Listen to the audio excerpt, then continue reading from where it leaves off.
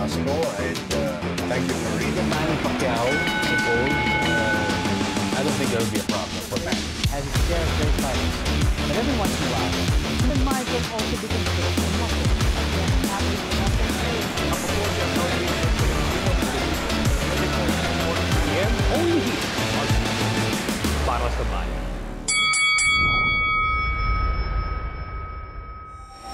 That's the opening bell for Round by Round, presented by Eastern Communications. Mabuhay Pilipinas. Welcome world. I'm Boyet Sison. And I'm Ryan Sangalia. Bill Velasco joins us later on in the show. On this edition of Round by Round, we discuss a story of a Filipino-American college student who died over the weekend, just last weekend, after a charity boxing match. This 20-year-old Filipino-American college student named Nathan Valencia, a student at the University of Nevada in Las Vegas, participated in a charity boxing event organized by local fraternities of UNLV. And according to news reports, the friends who attended that match said that Valencia could barely finish the fight and was wobbly and could barely stand on his own as the winners were being announced. The 20-year-old collapsed after the fight and was rushed to the hospital and eventually was pronounced dead. Okay, Ryan, here's another case of a boxing match that gone wrong for the simple reason that there was no real supervision, if I may use the term. There was no real supervision. I'm sure you've come across a lot of similar occurrences in the past. And my question now here is why does it still happen? Well, the reason why is that we have people who were putting on this charity boxing event who have no respect for boxing. Boxing is a very dangerous sport. And whenever you put people in there in the ring who have no training, and there's no, from reports I've read, there was no medical supervision. There was, you're rolling the dice. Mm-hmm. This was a kid, and I'm going to call him a kid, even though he was an adult, rest in peace. He didn't have a boxing background. Mm-hmm. And if you put someone in there and he's having a hard time, he's wobbling, he's struggling to go the distance, where's the harm in calling the bout? Say, okay, round of a hand for both of our competitors who are, putting on a nice little exhibition for charity. They're not fighting for the championship of anything. They were there to raise a few bucks, and now a family is without their child. So shame on the organizers. If the fraternity had anything to do with organizing this event, shame on them. Boxing is not a game. Mm-hmm. And when you have people going in there who are not being supervised medically, don't have training, and the people who are organizing this thing are allowing a fight to go on instead of being responsible adults and recognizing signs of distress in someone and allowing them to continue to get punched, you're going to have these sort of tragedies.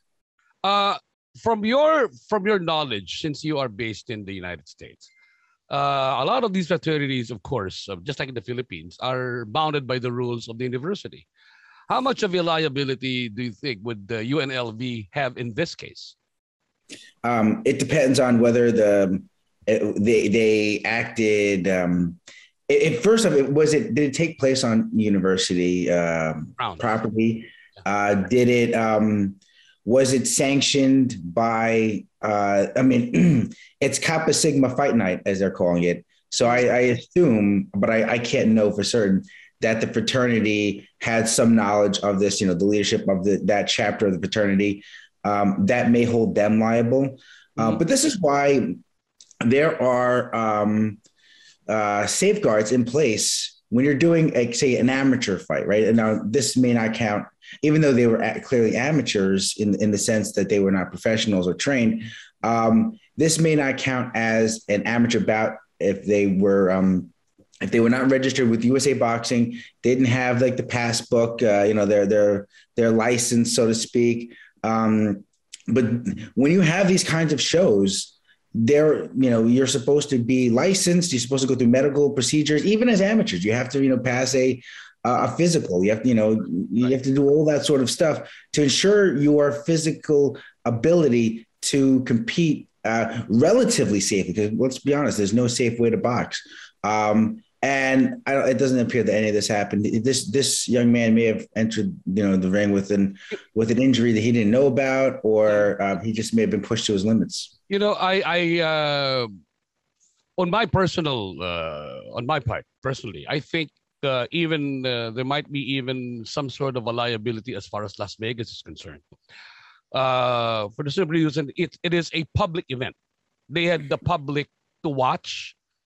There was money involved because people were they were shelling out money for charity. So there should be a some form of a liability by the state and the university itself. As you said, yes, maybe we're not really sure if it really happened on university grounds, but still, if it was under the auspices of a charity event to help raise money, I'm sure the fraternity would have asked permission, or at the very least informed the university that they were doing something of this nature. But cutting to the chase, I mean, really, for anything that involves danger, and in this case, boxing, as you've said, it's a dangerous sport. Really, the responsibility really lies on primarily making sure that the usual precautionary elements are in place. There should be really a doctor. There should be a professional referee to oversee all of this. There should be trained professionals to oversee and guide these people in what they were doing. Which unfortunately has now resulted in the death of a 20-year-old, as you said. So what do you think, just to close this out, looking forward, should these things be allowed? I think that you should never have people being punched in the head without proper supervision of people who really understand, respect the sport, who are licensed to oversee these things.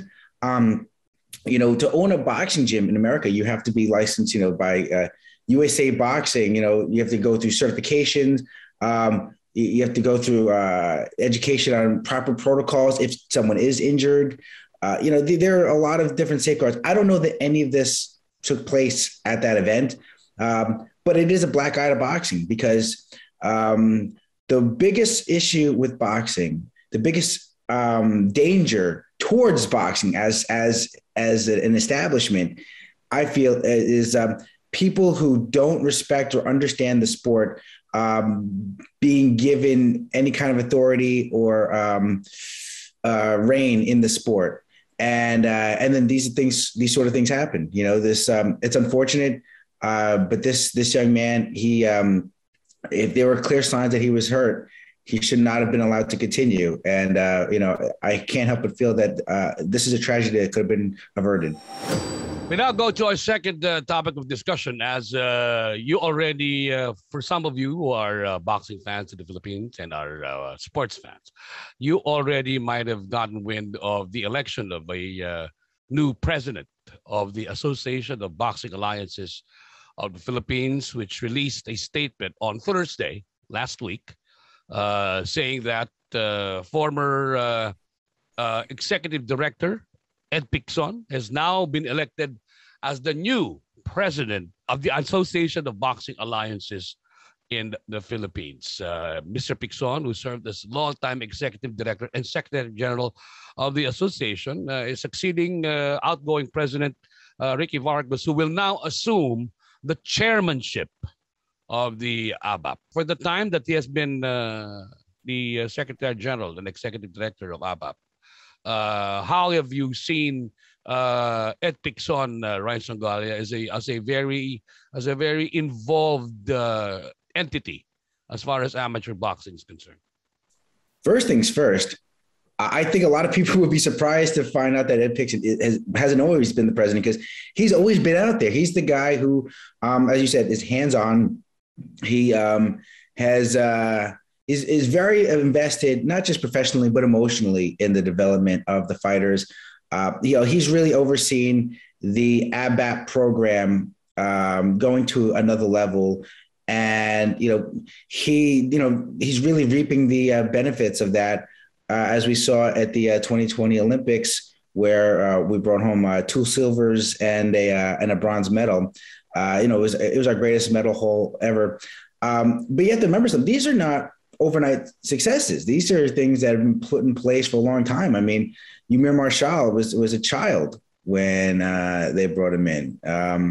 Nesty Petaccio, she's been around for so many years. Mm-hmm. And right now is when all these things are coming to fruition. So, Ed Pixon is obviously the most natural person to pick to be put into this position of authority at ABAP. Also included in this particular news item, ladies and gentlemen, from the ABAP, there is this item as well that says that Deputy Speaker Robbie Puno and former Congressman Raul Daza also assumed the positions of Vice President and Vice Chairman, respectively. Ryan, the reason why I mentioned that was I want to get your opinion as to politicians in the Philippines dipping their hands into organizations such as the ABAP and many other sports, many other NSAs in general. How do you feel about this? Well, one thing, if I'm going to look at it's hard to consider a devil's advocate if I'm going to say something nice, but it's one thing I think that they can do, and where I would judge their success in those positions is whether they can help get ABAP a bigger budget, right? So they have these connections. They're effectively, I guess, lobbyists at this point, in some ways. If they can do that, then cool, right? Because the ABAP success depends on being able to get these international training camps, as ABAP has done, being able to get the boxers their stipends. There have been times where the boxers, not during Pixon's time, but before that, I remember hearing Gretchen Abanyel telling me about when she was on the national team that they didn't have money to go get on the jeepney, to go around town when they were in Baguio.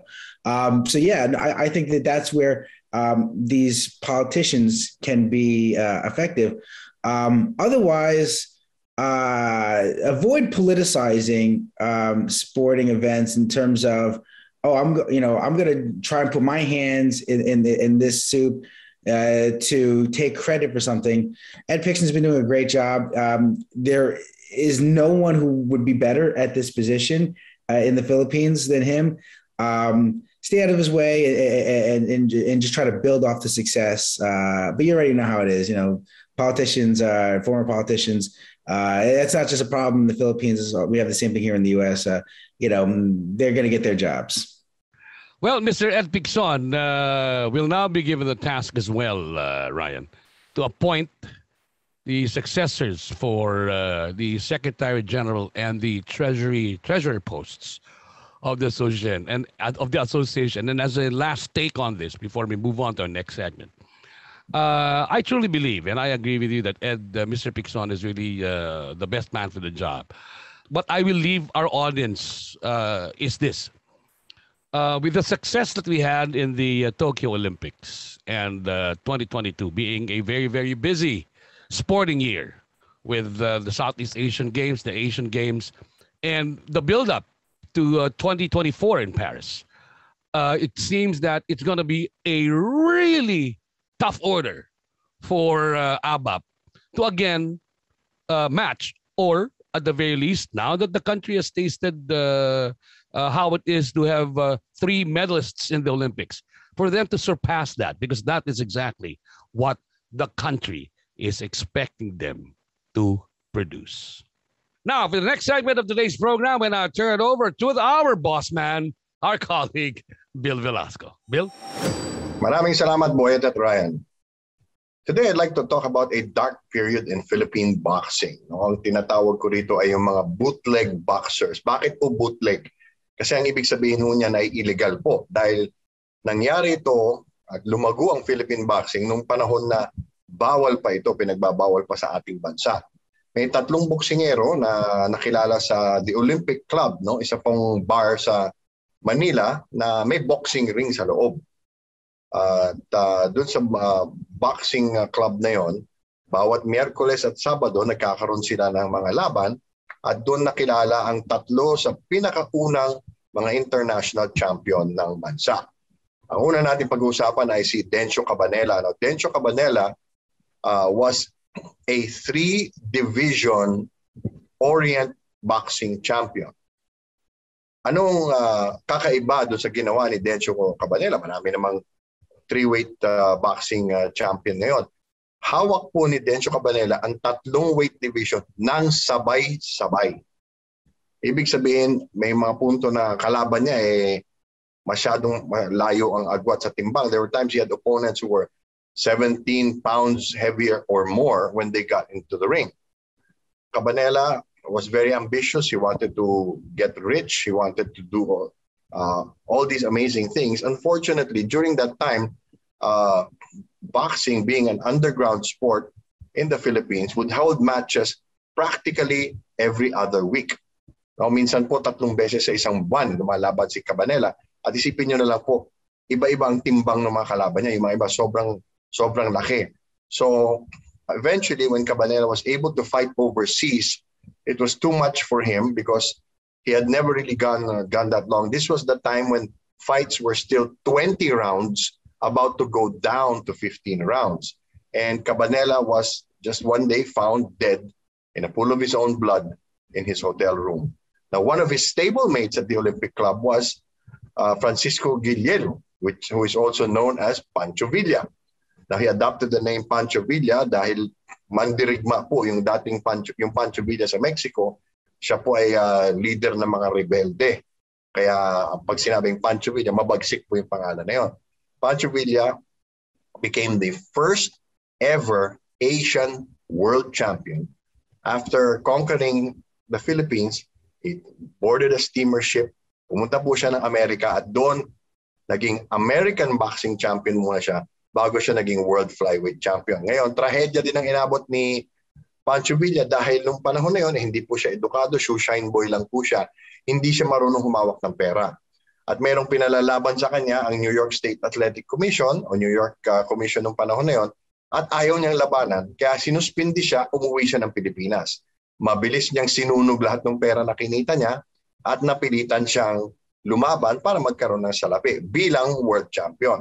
Ang pinili niyang kalaban ay isang dating tagahanga niya na naging boksingero din at kapareho niya ng timbang.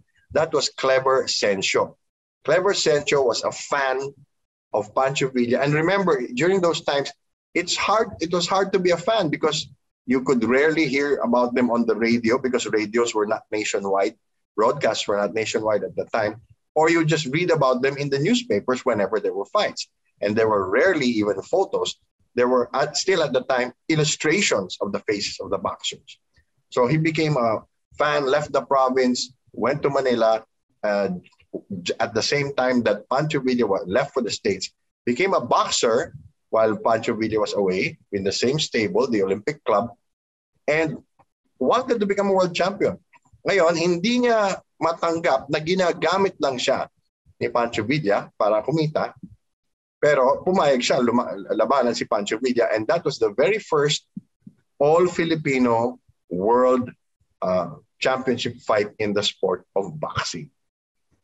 Sa kasamaang palad, nung bumalik na sa Amerika si Pancho Villa, kakagimik ho niya, kakainom ho niya, nagka-infection yung kanyang ngipin at nung araw ng kanyang huling laban, pinabunot niya yung 4 na ngipin.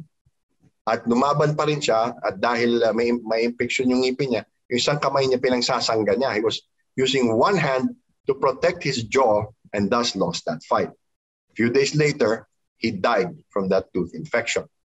Now, what happened to Clever Sencio? Clever Sencio did gain some measure of success as a boxer, but likewise was also found dead in his hotel room after a fight.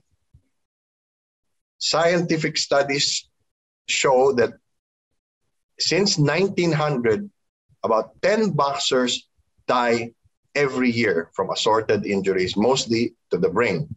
But in the 1920s, when these three boxers fought, over 200 boxers died. Yan po ang isang malagim na kwento sa kasaysayan ng boxing sa Pilipinas. Balik sa inyo, Boyet at Ryan. Thanks, Bill. Let's now go to our fearless fighter, brought to you by Eastern Communications. And we are picking a comebacking fighter by the name of Jesse Chris Rosales, who, as I've said, has been not very active in the past year, 6 months. But he has now going to be getting back into the ring for apparently a tune-up fight in Panglao in Bohol. Apparently, the opponent has not yet been announced by the promoters. But give us a sneak peek on our boy Jesse Chris Rosales, Ryan. Well, he's from Cebu City, and he has the fundamentals of the sport down. He just hasn't been able to step up in competition. His first step-up fight was against Johnny Gonzalez, a former world champion, whom we know as the man who Jerry Penalosa knocked out to win his WBO bantamweight championship. But Rosales only lasted 2 rounds there before getting stopped. He's lost his last 3 bouts in the U.S., 2 of which were by knockout, 1 which was a split decision against an undefeated fighter. So that there's no discredit there. He had 1 upset abroad. That was his second round knockout of Ibrahim Bala. So that was in 2018. But yeah, I guess he's going to get some home cooking. He's going to get a tune-up fight. It looks like it's going to be for 6 rounds. So it's, and the opponent hasn't been named yet. It's on December 17th. So we know he's not really stepping up. So this should get him back in the win column. And, he still does have a decent record, 22-4-1. So he can get some international opportunities in bigger settings. But, he's always going to be an underdog when he steps up. Now is the time for reliable connections. Eastern Communications Fiber One is ideal for powering small, medium enterprises that are on their way to digitizing their businesses and pushing forward to a strong and fearless tomorrow. Do contact 5300-7000 or visit their website, eastern.com.ph, for more information about the service. And that is our fearless fighter, Jesse Chris Rosales, brought to you by Eastern Communications. And that's the final bell for today's episode of Round by Round, brought to you by Eastern Communications. I'm Boyet Sison. And I'm Ryan Songalia. We're on Facebook at 6 p.m. Monday through Friday and on our YouTube channel right after. So like, follow, share, and subscribe now. On the Wednesday edition of Round by Round, it'll be Nisi Icasiano and my current partner, Ryan Songalia, who will be answering the bell. This has been Round by Round. All boxing, all Filipino, all the time. Take care.